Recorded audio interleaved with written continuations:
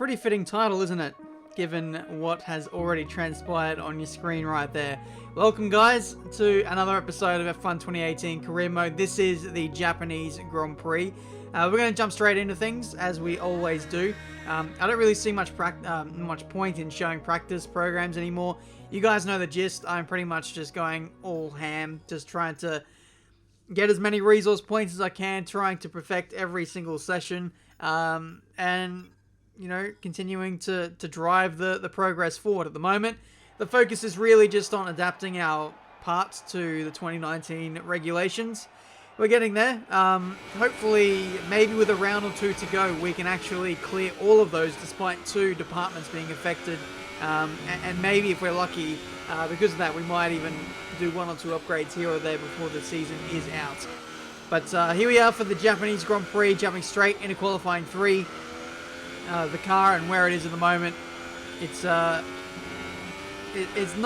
abnormal to see this car in this position. We both made it through to Q3 this time. There's normally only one of us who makes it through, but this time the pace here at this Japanese Grand Prix seems to be pretty solid, setting opening run pace with a 1 minute 27.9, which is a pretty phenomenal lap in itself. But if we can find any improvement on this, then that is just an added bonus. But going through the spoon curve, you can see we're finding time. That was a great exit, a great run through there.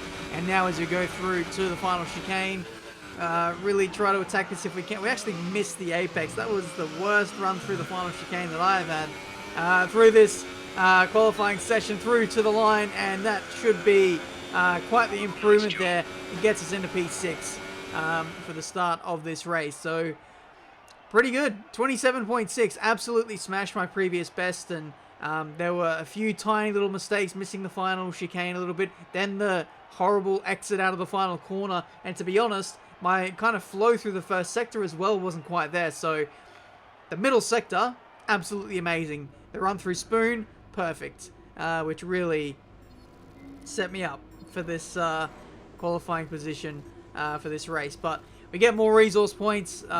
This might be enough just to get us one more adaptation part before we jump into the race. Gives us 382. So if we want to, we can do something else. But we may just leave it for the end of the episode once we have everything stacked up. But pace looks good for the Japanese Grand Prix. Teammate pace is pretty good too. So let's go to the race.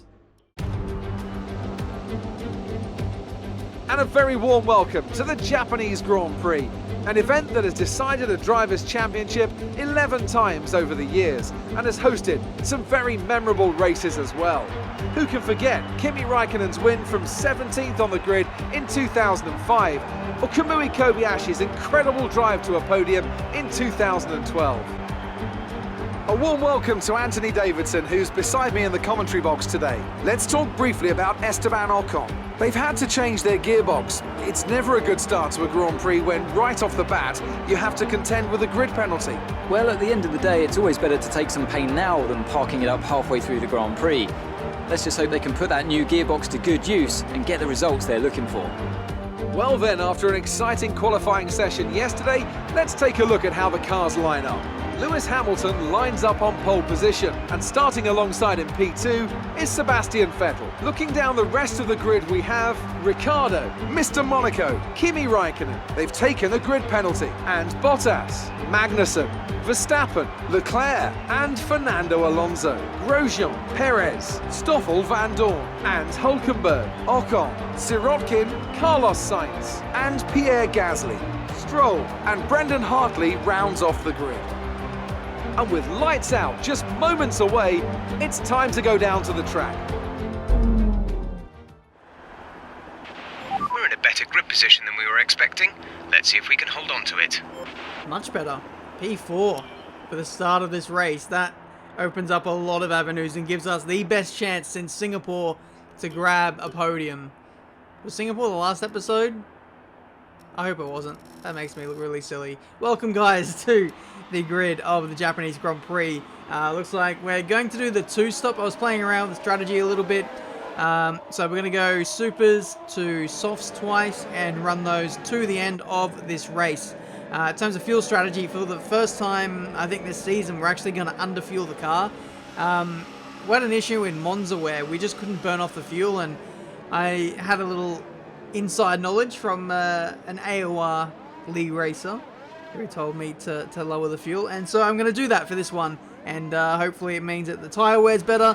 We don't have to bring the neck out of the engine so much to get the performance out, but we'll have to wait and see. 5 red lights, and away we go for this Japanese Grand Prix. Quite a lot of wheel spin off the start there. Raikkonen gets us off the initial launch there, and it's down to P5. Not the end of the world, as Ricciardo getting very close with Raikkonen.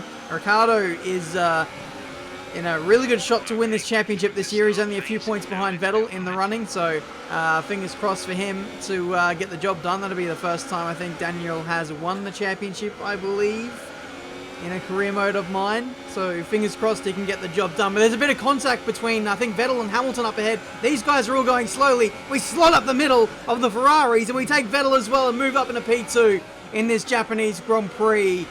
What a lightning start. I need to have a look at this. I need to have a look at this about 10 million times. This overtake was fantastic. I just picked the right moment to slot to the inside, sandwich my way between the two Ferraris, somehow not getting tagged along by Raikkonen. So yeah, that's confirmation. Contact between Hamilton and Vettel. Raikkonen moves to the inside to try and overtake his teammate, and then I fill the void. So here's the POV from Vettel's behind. That sounds good, doesn't it? Anyway, I don't know what to say. This was just fantastic. Look at this. We just clear Raikkonen, switch to the inside, and then we get up past Vettel as well. That's got to be my favorite overtake of the season. Maybe even of the last few F1 games. That was fantastic. Just didn't even think about it. I just did it. I just went straight up the inside, got all the positions, and now we are in control if you exclude Lewis Hamilton in this Grand Prix. So it's going to be maximum attack now to try and push, to try and catch up to Hamilton. I can't believe I'm saying this. Trying to catch Lewis Hamilton for the lead of the Grand Prix. But Vettel kind of puts those dreams to bed by having a lunge up the inside into turn 1. Here's the replay. He basically just forced me out the way. Look at this. He's on the soft compound tyres as well, so maybe our pace isn't that good versus the race leaders. Of course, we still are in a Sauber, so we need to be somewhat realistic, but yeah, lap 2. It's still lap 2. There are still 25 laps to go, and I would like to defend this until the cows come home to get P2 in this Grand Prix.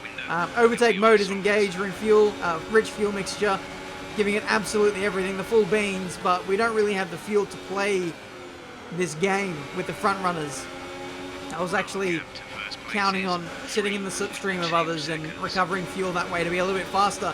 But it's going to be 3 wide down into turn 1. I had to back out of that. I was on the outside. There was no way that was going to work for me with not only Vettel but Raikkonen on my inside as well. So conceded those 2 positions. Like I said, I'm in a bit of trouble with fuel, so I need to save a little bit. Well, I don't really need to save, more or less. I just need to run in standard and I'll save fuel that way.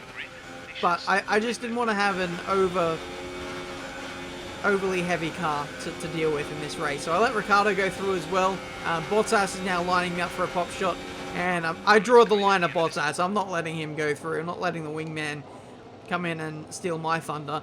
But it's pit stop time. We're going to be pitting onto the soft compound tyres, kind of getting out of the traffic. This might help us recover a little bit more fuel. Let us run our own race, if you will, and we'll have to worry about jostling for position with others, because I feel like my flow was somewhat disrupted by battling with the other guys. But slow pit stop there, just got held by a lot of cars just there in the fast lane. I think Raikkonen, Hamilton and Verstappen were all there, just in a massive queue. So unfortunate that we lost so much time, and now we fall into the clutches of our teammate Charles Leclerc, who has just recently fitted on these soft compound tyres. They're about a lap older than what mine are. So at this point in the Grand Prix, just trying to heat these up. Certainly going to do so if I look up like that too many times into the hairpin. Now it's side by side between us and Charles. Oh dear, this is a little bit spicy. Charles is turning in for the corner. I'm trying to go round his outside. It's not quite working out, and this is the first on-track battle we have genuinely had all season. So time to give my teammate a bit of a feel up and see what he's made of. Up the inside into 130 yards, side by side, and we just have to assume the racing line there. Got really, really tight there, and to be honest, there is not room for two cars. Not two Sauber cars that don't have the best downforce in the field. But anyway, here comes Charles once again on the start-finish straight. He goes round the outside and he gets the move done. Does he? It's still side-by-side through turns 1 and 2. Contact is made once again. Both of us have got great side pods, such as being the contact that has been made between the two of us. And I just wonder whether the contact that Charles made chipped off a bit of his front wing. I've had a look on the replay cameras and no, it's still there. So close one. Crisis averted, I would say, but it's not the kind of contact and the battle that you want to have with your teammate so early on in the Grand Prix, especially when we've got the likes of the Mercedes and the Red Bulls not too far up the road as well. But Verstappen gets a really bad run through 130R. We're going to go around the outside of him, and Stroll, in the process of negotiating the final chicane, Stroll gets a really compromised run through there, and now we're going to have him for chips here on this start-finish straight. We've got a great exit, rich fuel mixture, overtake modes, everything at play here. All the toys are coming out the pram here in order to get Lance Stroll there. That is the wrong analogy, but I will use it nonetheless. P14. I don't know where that puts us effectively in this field. I'm hoping to still be there or thereabouts, challenging for the podium, trying to put the pressure on Ferraris, but we lost a lot of time in that pit stop with Raikkonen and Verstappen just in the fast lane holding us up, so it's going to be quite difficult. You can see on the mini-map the Ferrari's about 5 seconds up the road, but they are quickly getting away. A bit more traffic now, a few more people who haven't stopped yet, so it's going to be crucial for us to get through this traffic ASAP. Okay, we're not seeing any issues with tyre wear right now. You should have good grip for a while yet. Well, I'd imagine we'd have pretty good tyre wear, Jeff. That's why we're on a two-stop strategy, mind you. But anyway, we've got a few more people diving into the pit lane. I think Raikkonen went in along with one of the Toro Rossos, but meanwhile we're seeing if we can get past Daniel Ricciardo up the inside, championship challenger. Can't quite get the move done there, and he holds on to P3 for the moment. So we're looking pretty good at the moment, but we still have to make one more stop. This is my teammate heading a massive train. I saw that on the mini-map and I'm like, you know what? I think I might stay out the extra lap. I was scheduled to come in on the last one. But given that, you know, Charles was holding everyone up, I thought I'd do the lap extra and kind of not rejoin in amongst that kerfuffling. And kind of come out the other side with better tyre wear, better fresher tyres, and just not having to deal with all that traffic. But rejoining on the circuit, maybe that extra lap has hurt us a little bit. Had to rejoin behind Alonso there, but we should be able to overtake him in pretty good time there. But this is our teammate. He is changing the front wing, so what I saw from our little scuffling earlier, oh my god, I'm muffing up all my words here.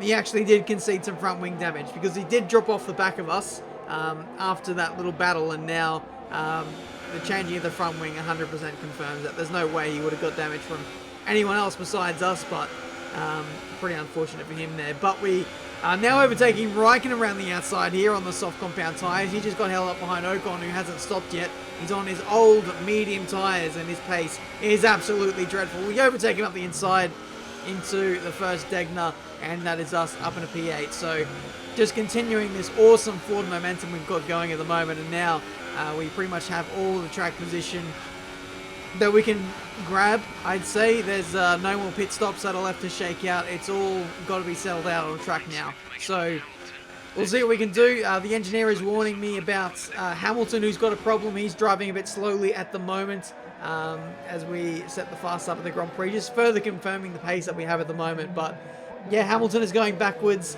Grosjean doesn't have the best pace in the world either, and we are catching both of them at an awesome rate of knots. So hopefully we can get like P6, maybe even P5, as the Renault of Sainz has a problem.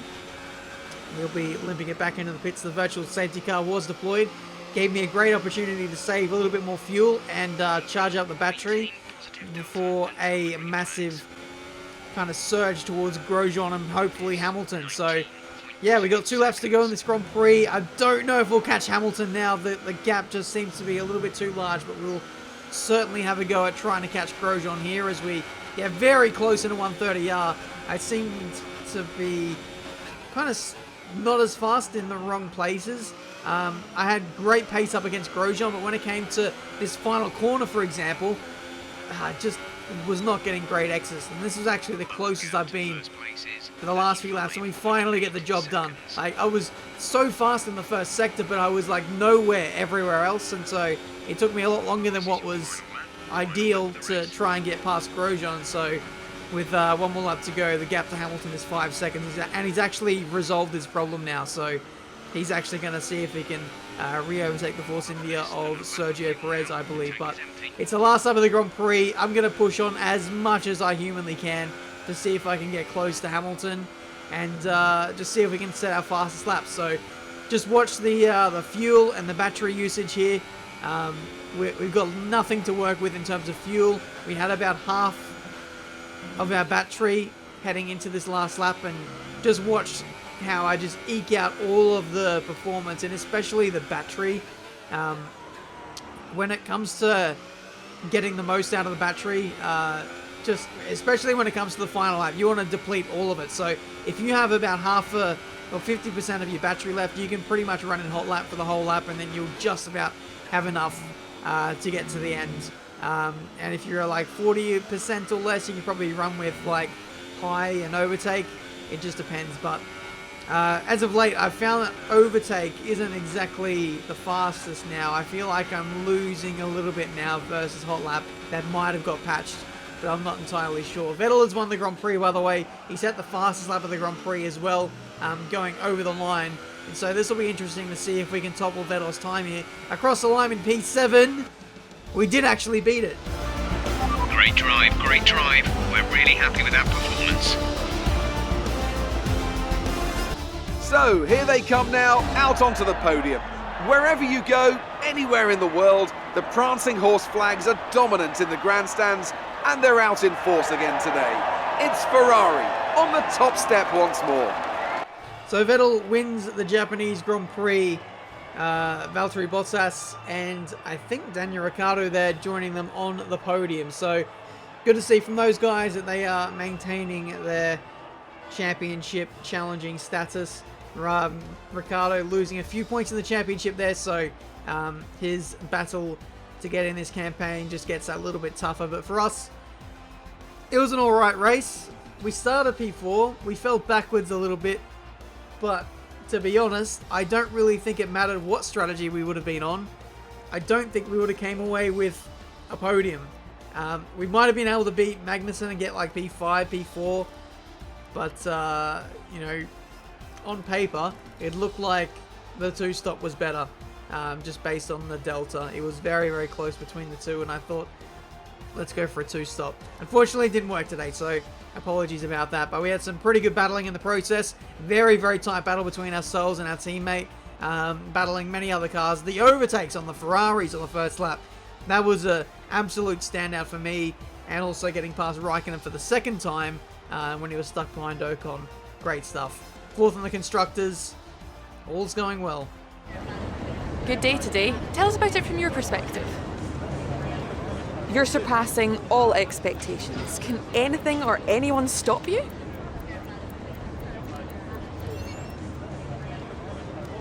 Did you have the wrong fuel strategy today, or was it your management?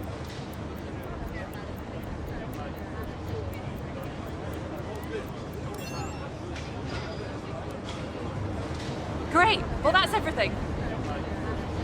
Thanks, Claire. That is the end of the Japanese Grand Prix. In terms of the fuel management, maybe I took a little bit too much fuel out of the car. I think 2 laps was probably a little extreme. I think next time I'll probably go for like -1 laps, or maybe minus 0.05. I don't know. We're just fine. We're testing the waters, shall we say. But we're getting a really good feel of like what we can get away with now. I feel like I have perfect control over my ERS. I know the perfect balance with that and how to get the most performance out of that. So when it comes to like league racing and stuff like that, I think I'm really well prepared when it comes to that. Tire strategies, I think, are probably my weak point at this stage, but we're only in Season 1 of Career Mode. There is a lot of time to rectify some of those issues. But 700 resource points. We're going to adapt a couple of parts, and that's actually all we can do. So we're getting there in terms of adapting those parts. We've got 4 out of 8 for aero, and we've got 5 out of 8 for chassis. So only 7 more parts to go, and we will have adapted all of our 2018 upgrades. I don't know how that was a tongue twister, but for me it is. It's nearing on midnight. But anyway, thank you guys so much for watching. Leave a like if you enjoyed. Subscribe to the channel if you're new to see plenty more F1 2018 content.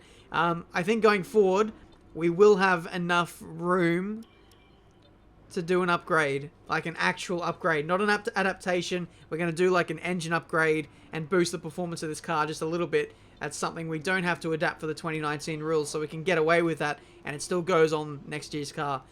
So that's it from me for today. Thank you so much for watching. Until the next episode, the US Grand Prix. I'll see you next time.